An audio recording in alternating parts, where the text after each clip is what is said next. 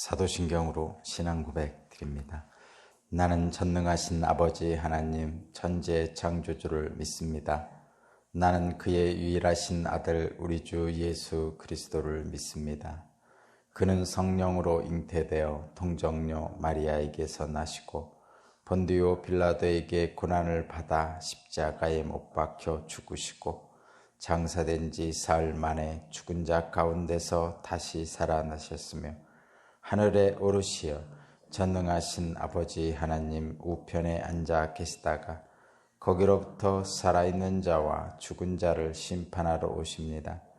나는 성령을 믿으며 거룩한 공교회와 성도의 교제와 죄를 용서받는 것과 몸의 부활과 영생을 믿습니다. 아멘.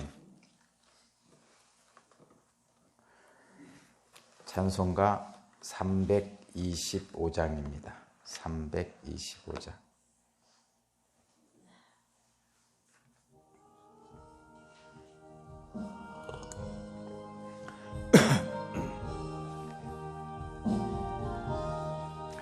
예수가 함께 계시니 시험이 오나 겁없네.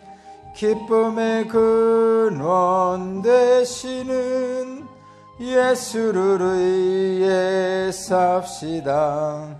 날마다 주를 섬기며 언제나 주를 기리고 그 사랑 안에 살면서 딴 길로 가지 맙시다. 이 세상 사는 동안에 주 이름 전파하면서 무한한 복락 주시는 예수를 위해 삽시다.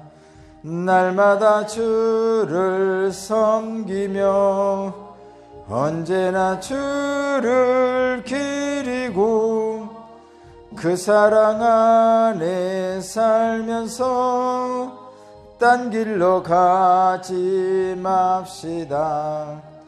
이 세상 구 없어도 예수는 나의 친구니 불의한 일을 버리고 예수를 위해 삽시다. 날마다 주를 섬기며 언제나 주를 기리고 그 사랑 안에 살면서 딴 길로 가지 맙시다. 주께서 심판하실 때 잘했다 칭찬하리니 이러한 상급 받도록 예수를 위해 삽시다. 날마다 주를 섬기며 언제나 주를 기리고 그 사랑 안에 살면서 딴 길로 가지 맙시다. 아멘.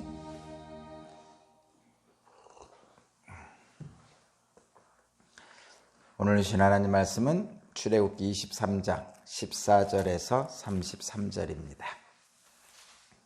출애굽기 23장 14절에서 33절입니다. 출애굽기 23장 14절에서 33절까지 제가 봉독하겠습니다. 너희는 한 해에 3차례 나의 절기를 지켜야 한다. 너희는 무교절을 지켜야 한다. 내가 너희에게 명한 대로 아비벌에 정해진 때에 이래 동안 누룩을 넣지 않은 빵을 먹어야 한다. 너희가 그때에 이집트에서 나왔기 때문이다. 너희는 빈손으로 내 앞에 나와서는 안 된다. 너희는 너희가 애써서 밭에 씨를 뿌려서 거둔 곡식의 첫 열매로 맥주절을 지켜야 한다. 또한 너희는 밭에서 애써 가꾼 것을 거두어 들이는 한 해의 끝 무렵에 수장절을 지켜야 한다. 너희 가운데 남자들은 모두 한 해에 3번 주 하나님 앞에 나와야 한다. 너희는 나에게 바치는 희생제물의 피를 누룩 넣은 빵과 함께 바쳐서는 안 된다.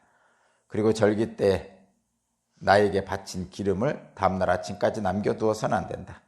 너희는 너희 땅에서 난 첫 열매 가운데서 제일 좋은 것을 주 너희 하나님의 집으로 가져와야 한다. 너희는 새끼 염소를 그 어미의 젖으로 삶아서는 안 된다. 이제 내가 너희 앞에 한 천사를 보내어서 길에서 너희를 지켜주며 내가 예비하여 둔 곳으로 너희를 데려가겠다. 너희는 삼가 그 말에 순종하며 그를 거역하지 말아라. 나의 이름이 그와 함께 있으므로 그가 너희의 반역을 용서하지 않을 것이다. 너희가 그의 말에 절대 순종하여 내가 명하는 모든 것을 따르면 내가 너희의 원수를 나의 원수로 여기고 너희의 대적을 나의 대적으로 여기겠다. 나의 천사가 너희 앞에서 너희를 아모리 사람과 헷 사람과 브릿 사람과 가나안 사람과 히윗 사람과 여붓 사람이 있는 곳으로 인도할 것이다. 내가 그들을 전멸시키겠다. 너희는 그들의 신들에게 엎드려서 절을 하여 섬기지 말 것이며 그들의 종교적인 관습을 본받지 말아라. 신상들을 다 부수고 그들을 신성하게 여겼던 돌기둥들을 깨뜨려 버려라. 너희는 주 너희의 하나님 나만을 섬겨야 한다. 그러면 내가 너희에게 복을 내려 빵과 물을 주겠고 너희 가운데서 질병을 없애겠다. 너희 땅에 낙태하거나 임신하지 못하는 여자가 없을 것이며 내가 너희를 너희 수명대로 다 살게 하겠다. 내가 나의 위엄을 너희보다 앞에 보내어 너희가 만날 모든 백성을 혼란에 빠뜨리고 너희 모든 원수가 돌아서 달아나게 하겠다. 내가 말벌을 너희보다 앞질러 보내어 히윗 사람과 가나안 사람과 헷 사람을 너희 앞에서 쫓아내겠다. 그러나 나는 땅이 황폐해지고 들짐승이 많아질까 염려되므로 한 해 안에 그들을 너희 앞에서 다 쫓아내지는 않겠다. 나는 너희가 번성하여 그 땅을 너희의 소유로 차지할 때까지 그들을 너희 앞에서 조금씩 쫓아내겠다. 내가 너희 땅 경계를 홍해에서 블레셋 바다까지 광야에서 유프라데스 강까지 정하고 그 땅에 사는 사람들을 너희 손에 넘겨줄 터이니 너희가 그들을 쫓아내어라. 너희는 그들과 언약을 맺지 말아라. 그들의 신들과도 언약을 맺지 말아라. 너희는 그들을 너희 땅에 살지 못하게 하여라. 그렇게 하지 않으면 그들이 너희를 유혹하여 나에게 죄를 짓게 할까 염려가 된다. 너희가 그들의 신들을 섬기면 그것이 너희를 잡는 덫이 될 것이다. 아멘.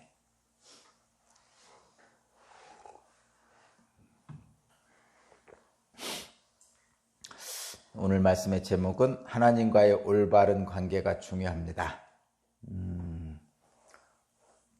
또 다른 의미론 하나님의 거룩한 백성임을 기억하십시오. 그러니까, 전체적인 의미로는 하나님과의 올바른 관계가 중요합니다. 이게 이제 전체적인 제목이고 의미상은 하나님의 거룩한 백성임을 기억하십시오 라는 제목입니다. 같은 내용입니다.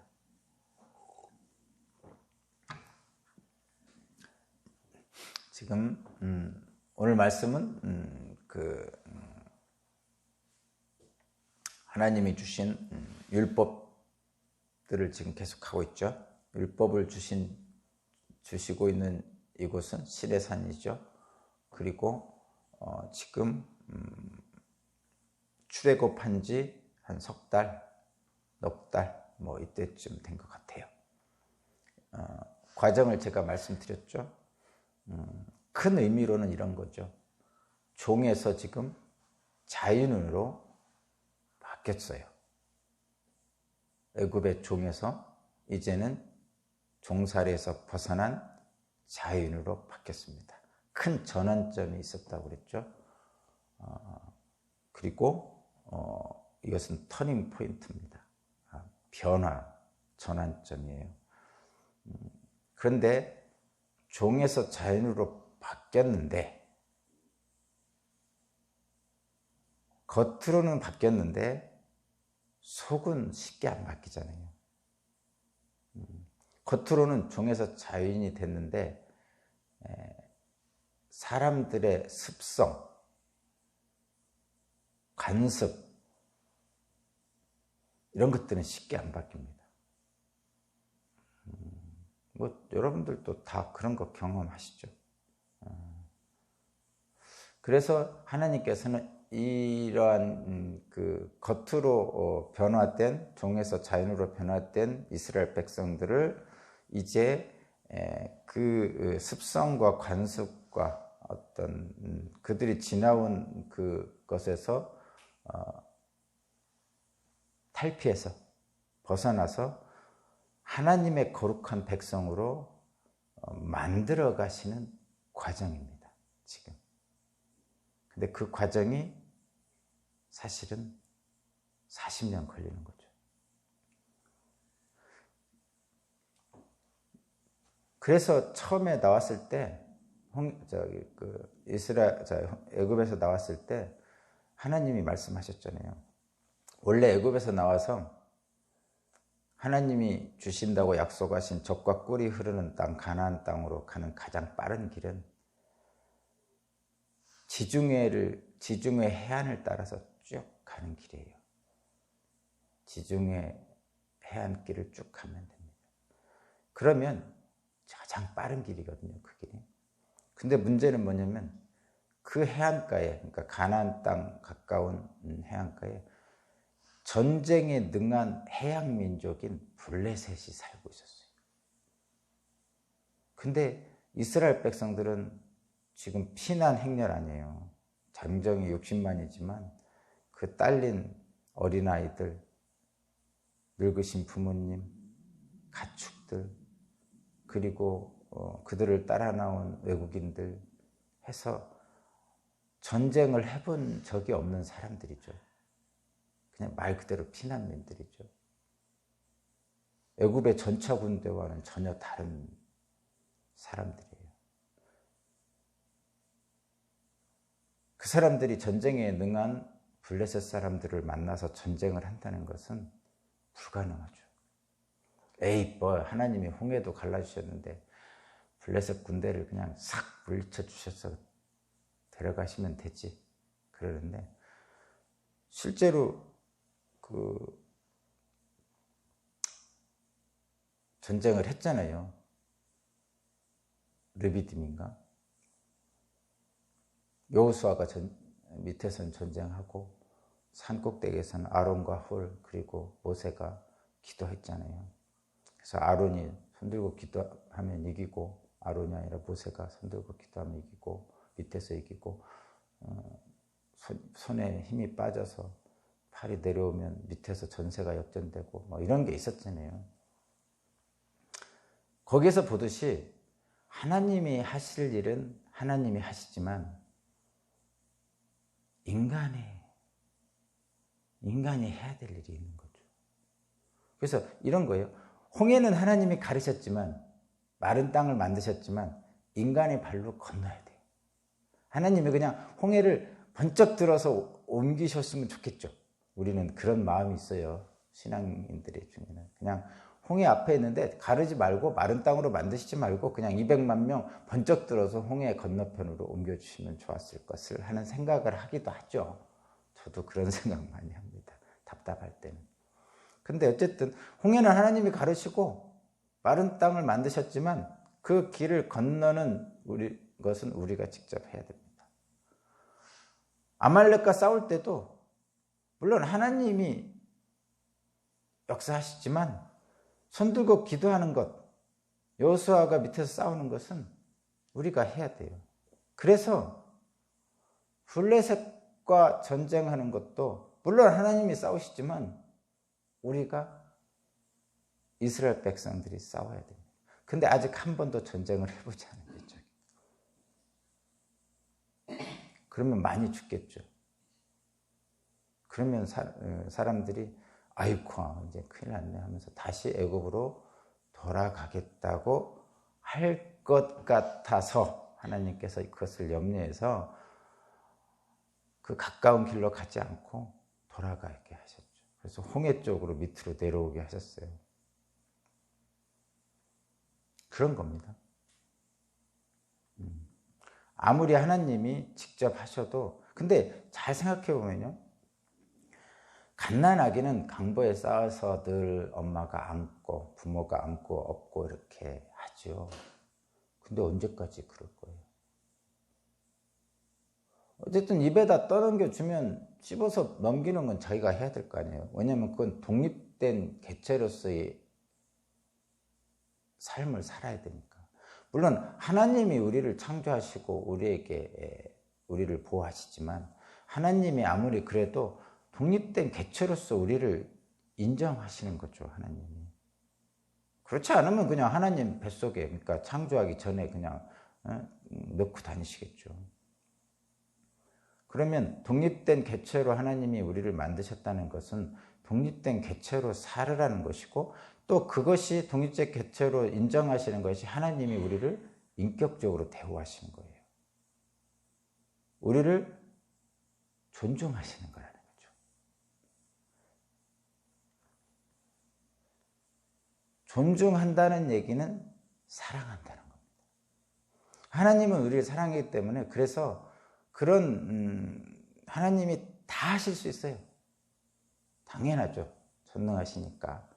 근데 다 하시지 않으시는 거죠. 왜 다 하시지 않는지를 늘 기억하면서 우리가 해야 될 바를 우리는 해야 된다는 거예요. 마른 땅을 우리가 직접 걸어가야 돼요. 그것도 힘들다고 깽깽대면 안 되죠. 그렇죠? 어쨌든 그렇게 해서 석 달 동안 왔단 말이에요.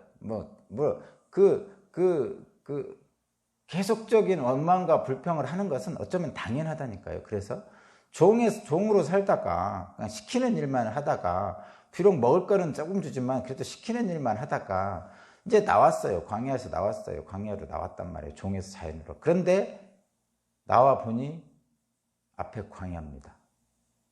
물이 부족하죠. 먹을 게 떨어졌어요.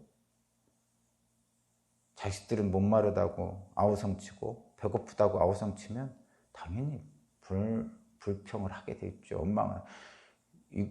그래서 모세도 그들의 불평과 원망을 받아들였고, 하나님도 불평과 원망하는 이스라엘 백성을 책망하지 않으셨어요.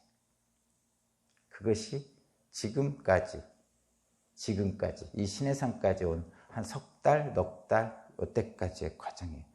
어쩌면 당연한 거니까, 그거는. 근데 이제 어쨌든 그 불평과 원망을 하는 동안에 계속 물을 주셨고, 먹을 것 만나 매출하게 주셨잖아요. 주십니다. 우리들에게 필요한 것을 공급해 주십니다.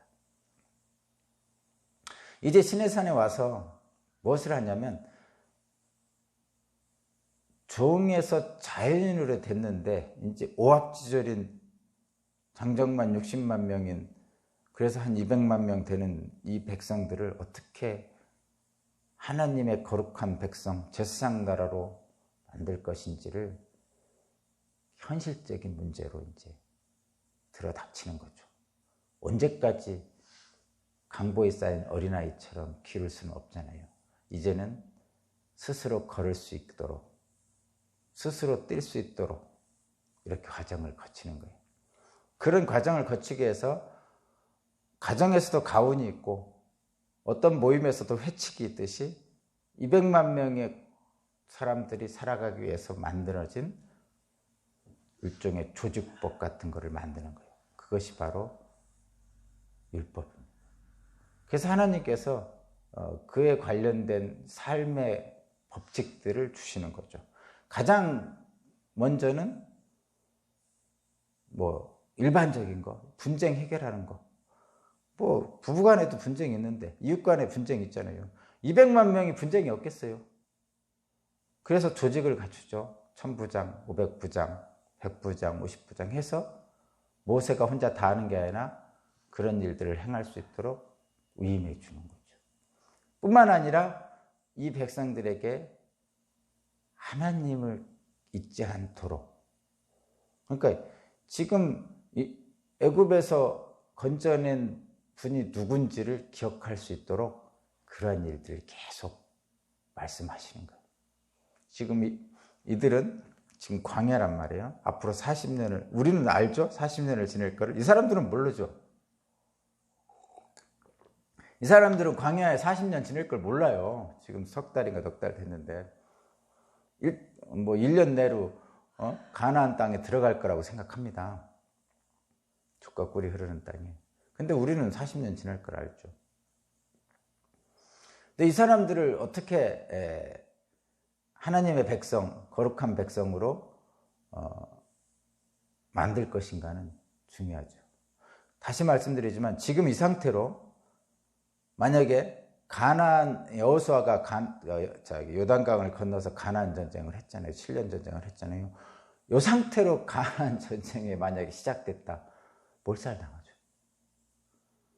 여리고성, 아이성, 가나안 7부족, 8부족들과 싸움 절대 못하죠. 그 대표적인 게 그거잖아요. 가데스 바네아에서 12명의 정탐꾼을 보냈더니 그거는 이제 좀 지나서예요. 보냈더니 무서워서 벌벌 떨잖아요. 그만큼 견고한 성과 장대한 안악자손들이 있는 땅이 가나안이에요. 오죽하면 정탐꾼 중에 10명 중에 12명 중에 10명이 못 가겠다고 그러겠어요. 그러니까 이 백성들은, 지금 있는 이 백성들은 절대 전쟁을 할 수 있는 백성이 아니에요. 그런 상태라는 거죠, 지금. 그 하나님이 더 잘 아시죠. 그래서 이들을 조직하고 또 앞으로 광야 40년을 지낼 수 있는 근원적인 것들을 만드는 과정이 바로 이 시내산입니다. 그래서 하나님의 관계가 중요하다고 계속 말하는 거예요. 왜냐하면 광야는 하나님이 돌보심 없이는 살 수 없는 곳이기 때문에. 그래서 이스라엘 백성들에게 계속 얘기하죠. 너희는 거룩한 백성이다. 너희는 나의 소유다. 내가 너희를 제사장 나라로 삼겠다. 계속 말씀하시죠. 그것이 이제 소위 말하는 언약이죠. 약속입니다. 너희는 나의 거룩한 백성이다. 너희는 나의 소유다. 너희를 내가 제사장 나라로 삼겠다. 내가 너희를 지켜주겠다. 너희를 보호하겠다. 너희를 적과 꿀이 흐르는 땅으로 인도하겠다. 막 계속 이런 말씀을 하시는 거죠. 그 불안하고 두려워하고 있는 이스라엘 백성들에게 하는 말씀이에요. 지금도 마찬가지죠, 여러분? 지금도 마찬가지죠? 지금 이 땅은 광야죠. 나그네입니다. 그러니까 지금 출애굽과 가나안 사이는 광야잖아요. 애굽과 가나안 사이는 광야예요. 근데 이걸 상징적으로 이렇게 보는 거예요. 애굽은 세상이고 젖과 꿀이 흐르는 가나안 땅은 하나님 나라입니다. 그리고 그 세상인 애굽에서 젖과 꿀이 흐르는 하나님 나라로 가는 과정이 광야 40년이에요. 그럼 저와 여러분이 지금 있는 이곳은 광야란 말이죠.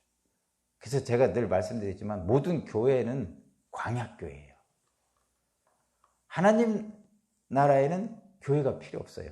당연하겠죠? 세상에는 하나님의 백성이 없어요. 원래는. 애굽에는 하나님이 거룩한 백성이라 하면서 끌어낸 다음부터 이제 거룩한 백성, 제사장 나라, 하나님의 소유 이렇게 지금 부르고 있는 거지. 그냥 애굽에서 종살이하는 400년 동안은 그냥 세상 사람이죠. 근데 이제 꺼냈단 말이에요. 애굽에서 가나안 사이에 있는 이 광야가 바로 하나님의 소유, 거룩한 백성, 제사장 나라죠. 저와 여러분들은 이 교회는 그래서 모든 교회는 다 광야교회입니다. 세상도 아니고 하나님 나라도 아닌 거죠. 그 중간에 있는 거예요.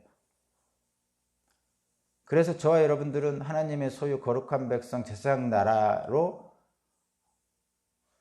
교회에서 확증을 받고 그렇게 살아가는 거죠.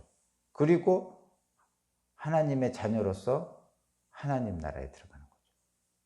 지금 이 순간이 그래요. 그래서 이 출애굽 과정, 이 광야의 과정이 우리에게는 우리의 삶의 현실하고 정확하게 맞아 들어가는 겁니다. 자, 하나님과의 올바른 관계, 거룩한 하나님의 백성임을 기억하기 위해서 하나님께서 오늘 주시는 말씀은 먼저는 3가지 절기를 지키라고 하십니다. 무교절, 맥추절, 수장절이죠. 여러분도 잘 아시는 거죠. 근데 이것은 이제 구약 성경에 의한 절기고 오늘날 우리는 다르죠. 부활절, 추수감사절, 성탄절, 강림절 뭐 이런 것이죠. 저와 여러분들에게. 근데 뭐 그 의미는 똑같다고 보면 됩니다. 이 절기를 주신 의미는 똑같은 거예요. 절기가 날짜와 이런 이름이 다르다고 해서 변한 것이 아니고 다만 예수 그리스도를 중심으로 한 절기로 우리에게 주어진 거니까 그 의미는 똑같다는 말이에요. 의미가. 하나님이 절기를 주신 의미를 똑같이 받으시면 됩니다. 뭐 무교절 여러분이 잘 알죠? 출애굽한 이후에 무교병을 먹은 7일 동안을 지키라는 얘기죠. 당연히 그건 얘기입니다. 그 다음에 뭐 맥추절, 처음 난 것의 열매를 지키라는 거죠. 맥추절. 근데 여기서 19절. 너희는 너희 땅에서 난 첫 열매 가운데 제일 좋은 것을 주의 너희 하나님에 가져와야 된다. 이렇게 했죠. 그러니까 착각하지 말라는 얘기를 한마디 더 하려고 그래요, 제가. 첫 열매는 처음 난 것이 아니고 처음 난 것 중에 가장 좋은 거예요. 그냥 처음 열린 것, 그걸 딱 따다가 갖다 주시는 분들이 있는데 그런 게 아니고 첫 수확할 때. 그러니까 열매가 여러 개 열릴 거 아니에요. 그 중에 첫 수확했을 때 그 중에 가장 좋은 것이지 처음 난 것이라니까 그냥 한번 맨 처음 열린 것 그렇게 생각하지 마요. 물론 맨 처음 열린 게 귀할 때가 있죠. 예전에 제가 경험했는데 예전에 제가 이제 신앙 목사 되기 전에 그냥 우리 집 뜰에다가 이렇게 호박을 한 그루 심었었어요. 근데 그게 봄이 돼서 처음에 하나 딱 나왔단 말이에요. 물론 이쁘진 않아. 근데 호박이 한 그루에서 금방 다 열리지 않잖아요. 딱 하나 열렸더라고. 근데 되게 귀하더라고. 처음이었다.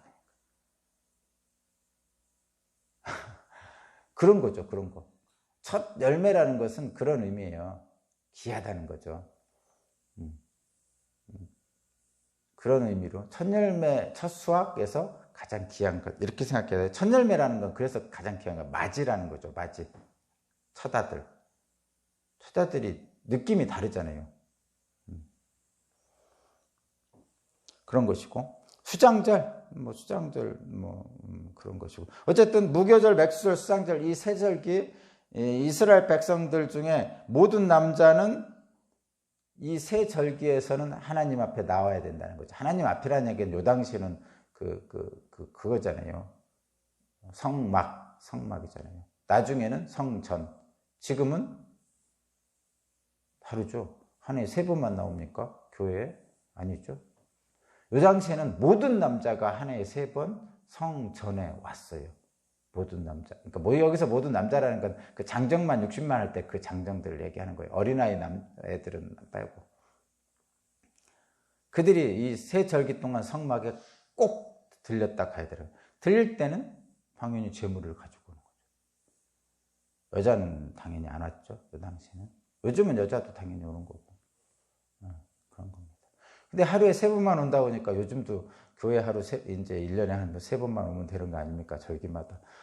그런 어린아이 같은 얼토당토하는 생각하지 마시고. 그렇지 않겠죠? 당연히 제가 그냥 하는 말이죠. 어쨌든 하나님의 백성임을 기억하게 하시는 거예요, 이게. 왜 이런 세 절기에 모든 남자가 꼭 한 해에 3번씩 오라고 하시겠어요, 하나님이? 하나님을 기억하라는 거죠. 이 1년에 3번 하나님의 성전에 오기 위해서 얼마나 많은 준비를 하겠어요. 그죠? 당연히 옷도 가장 좋은 옷을 입을 거고 목욕도 했을 거고 며칠 전부터 거룩하게 자기 몸을 가꾸고 생각도 거룩하게 하고 또 바칠 제물을 몇 달 동안 준비할 거예요. 내 생각에는.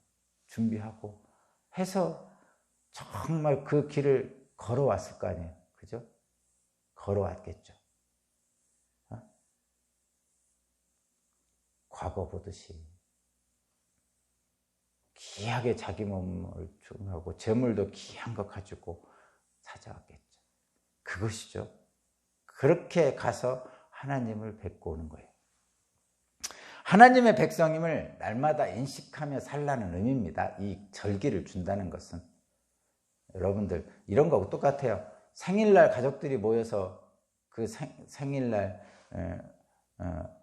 낳아주신 어머니 기억하고 태어난 사람을 축하하고 하는 이유가 뭐예요? 기억하는 거잖아요. 그런 것처럼 이 무교절을 주신 것도 하나님의 백성임을 기억하라는 거예요. 자각하는 겁니다. 자, 그 다음에 20절부터는 약속과 순종에 대한 얘기입니다. 그러니까 이 철부지 같은 피난민 행렬인 이스라엘 백성들을 어떻게 잘 인도할 것인가 고심하신 하나님께서 이 무교절, 외추절, 수장절을 주시면서 하나님을 잊지 않도록 하실 뿐만 아니라 그들의 삶 속에서 어떻게 하나님이 계속 역사하시는지를 말씀해 주시는 거예요. 그래서 그들이 삶 속에서 잊지 않도록 약속을 주시는 거예요. 그리고 약속만 가지고는 안 되는 인간들의 그 연약함 때문에 경고도 하세요. 경고도 같이 합니다. 약속과 경고는 그래서 늘 같이 갑니다.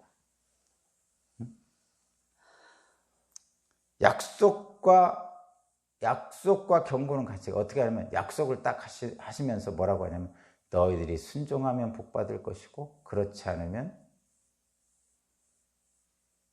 화가 미칠 것이다. 이거죠. 늘 있잖아요, 여러분. 늘 있는 거예요, 이거는. 지금까지도 있습니다. 약속을 주시죠. 너희는 나의 백성이다. 너희는 거룩한 백성이다. 나는 너희 하나님이 되고 너희는 나의 백성이 되리라.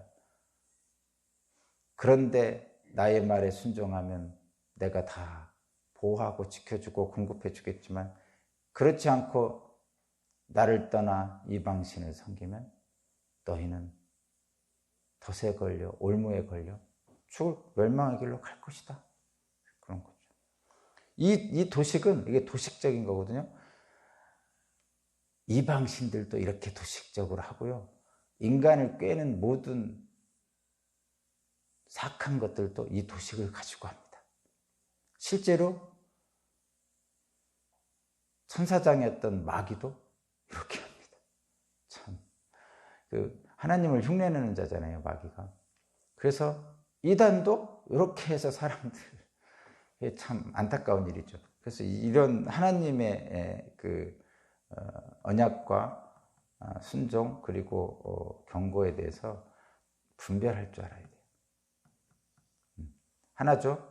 분별할 줄 아는 것. 하나님은 우리를 사랑해서 하시는 거고 마귀는 우리를 거꾸로 뜨리려고 한다는 것.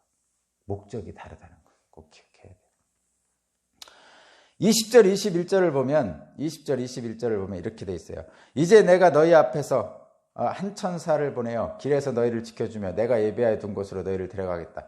당연한 거죠. 가나안 땅으로 데려가겠다는 거예요. 한 천사라는 것은 하나님의 지도자를 얘기하는 거겠죠. 모세를 이끄는 천사.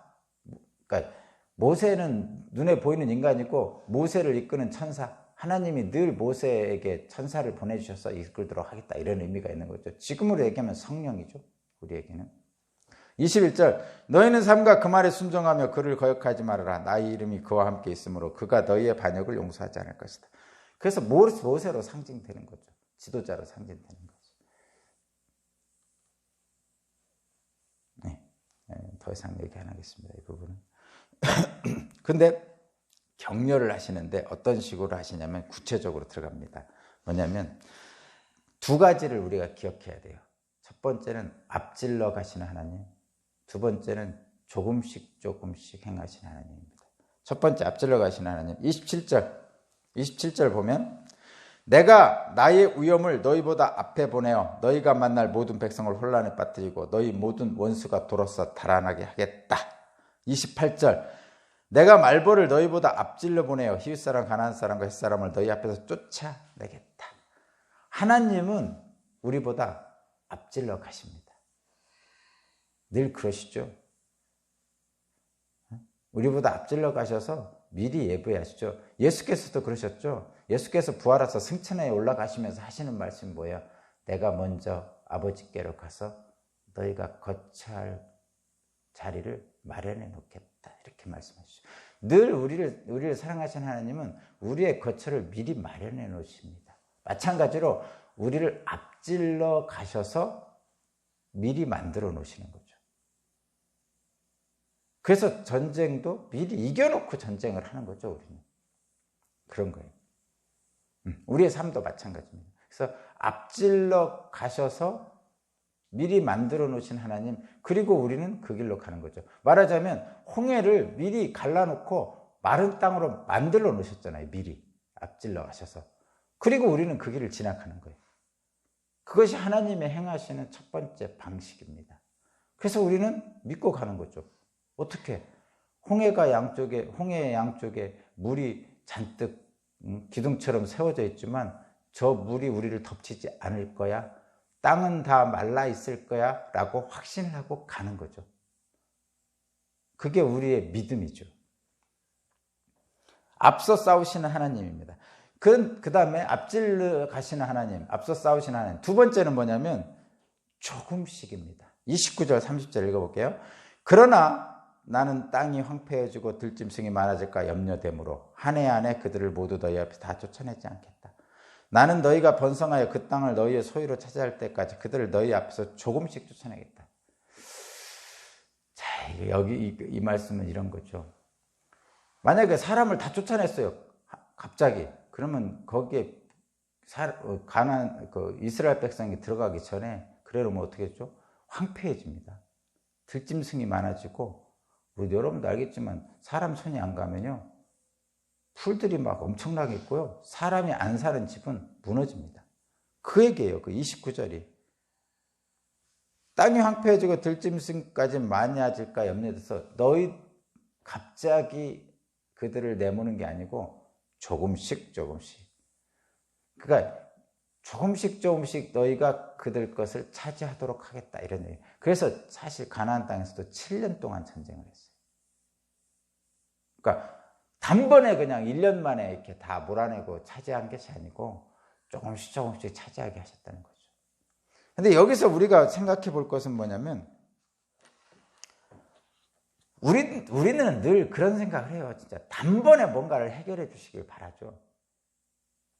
근데 하나님은 앞서가서 준비하시고 뿐만 아니라 조금씩 가십니다. 저와 여러분들의 신앙도 마찬가지죠. 우리는 늘 단번에 뭔가 이런 얘기를 많이 하죠. 인생 역전 뭐 이런 걸 얘기하죠. 갑자기 돈다발이 하나 떨어지는 거죠. 그리고 병도 갑자기 사라졌어. 암덩어리가 사라졌어. 뭐 갑자기 이런 거 원하잖아요. 근데 원래 하나님이 역사하시는 방식은 이렇단 말이에요. 지금 조금씩. 실제로요, 뭐 암덩어리가 있다가 사라지고 뭐 이런 사람들이 신앙이 좋을 것 같지만 좋지 않다고 제가 그랬죠. 문둥병자 10명 중에 문둥병이 바로 나섰어요. 겉으로도 이게 다 표시되잖아요, 문둥병자는. 근데 갑자기 싹 나와버렸어요, 10명이. 근데 9명은 다 그냥 가버리고요, 1명만 믿음의 길로 온다니까요. 우리는 그렇게 생각 안 하잖아요. 하나님이 고쳐주셨으니까 믿음 생활 잘하겠지, 그러는데 안 그렇습니다. 그럼 믿음 생활 잘하는 사람은 어떤 사람입니까? 그냥 조금씩 가는 거예요. 암덩어리가 싹 사라진 사람보다 암을 가지고 치료하면서, 물론 요즘은 의학적인 치료 다 하는 거예요. 옛날에도 그랬어요. 의학적인 치료하면서 조금씩 하나님의 은혜를 경험해가면서 암을 이겨낸 사람이 믿음이 좋습니다. 그것이 1년이든 2년이든 3년이든 실제로 그렇습니다, 여러분. 우리는 그렇지 않고 갑자기 뭔가를 팍 해결해 주기를 바라는 것이 우리의 마음이지만, 실제로 하나님은 조금씩 우리를 이끌어 주십니다. 신앙도 마찬가지예요. 신앙생활도 조금씩. 근데 나중에 알게 모르게 여러분 지나보면요, 몇 년 지나면, 3년 지난 후에, 5년 지난 후에, 10년 지난 후에 보면요, 완전히 달라져 있죠. 삶이. 뭐 경제적으로든 자식의 문제든 나의 생각이든 이런 것들이 완전히 달라져 있음을 볼 수 있어요. 그걸 못 느끼면 신앙생활 개떡으로 한 거고, 그렇지 않은, 그걸 느끼면